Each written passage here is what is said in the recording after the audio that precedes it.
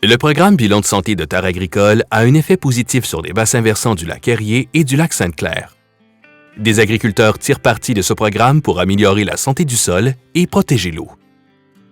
Ed Bolton exploite Gold Creek Farms à Mount Bridges, en Ontario. Il produit également des cultures avec son père Charles. Ensemble, ils cultivent du maïs, du soya, du blé et divers légumes. Ces dernières années, Ed et Charles ont tiré parti du programme pour les aider à abandonner la production sur certaines parcelles de terre érodées et plus productives en vue de réduire l'érosion, améliorer la qualité de l'eau et créer un habitat plus naturel.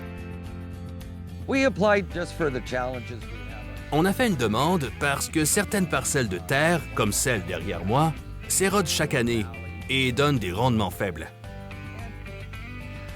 C'est donc mieux d'abandonner la production sur ces terres marginales et de ne pas dépenser de l'argent pour les engrais et les intrants.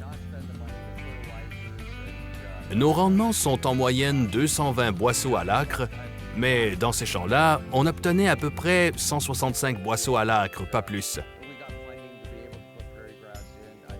Le programme a donc été bon pour nous. La qualité de l'eau est meilleure, il n'y a plus d'érosion dans ce champ-là. C'est maintenant un habitat où vivent des oiseaux. M. Bolton a effectué un bilan de santé de terres agricoles pour évaluer les risques environnementaux à sa ferme. Avec l'aide d'un conseiller en culture agréé, il a pris conscience des effets négatifs de l'érosion de ces terres fragiles. Le bilan de santé de terres agricoles nous a été vraiment bénéfique. Un agronome est venu et il a analysé tous les éléments du programme comme les pentes, la qualité de l'eau, l'érosion. Et ça nous a vraiment aidé à passer à faire le saut pour essayer de retourner ce champ à son état naturel. Quand on cultivait cette terre, on perdait du sol et l'azote était lessivé dans l'eau souterraine. Mais maintenant, on a une situation parfaite, comme vous pouvez le voir derrière moi. M. Bolton a réaménagé 18 acres de terre fragile en prairies à herbe haute. Les cultures de maïs et de soya sur butte sèche de M. Bolton ont été remplacées par une végétation naturelle qui sert d'habitat aux animaux sauvages. On a donc semé dans les résidus de soya avec un semoir pour semis direct. Ça aurait été impossible de semer après du maïs parce qu'il y aurait trop de résidus et on ne pourrait pas bien placer la semence. Il fallait donc semer après une culture de soya. On a semé des graminées indigènes comme du barbon fourchu, du barbon à balai, de la digitaire à feuilles longues et beaucoup de fleurs. C'est vraiment beau. Ça fait 2 ans dans cette parcelle-là. C'est devenu un oasis pour les oiseaux, les papillons, les chevreuils, et c'est très beau. Comme vous pouvez le constater, c'est plus beau qu'un champ de soya.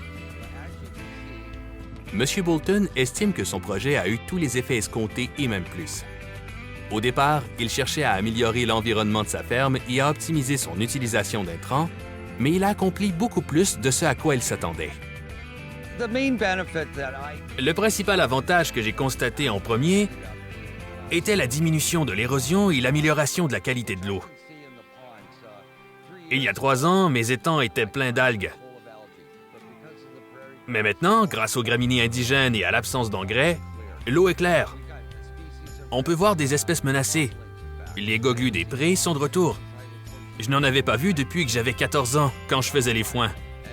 Puis on a un bel environnement, on a une eau de qualité. C'est super.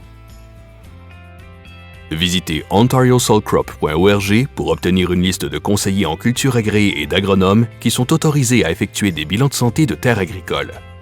Le bilan a été élaboré par l'équipe des sols du ministère de l'Agriculture, de l'Alimentation et des Affaires rurales de l'Ontario. Il est financé en partie par les gouvernements du Canada et de l'Ontario en vertu du Partenariat canadien pour une agriculture durable, une initiative fédérale, provinciale et territoriale.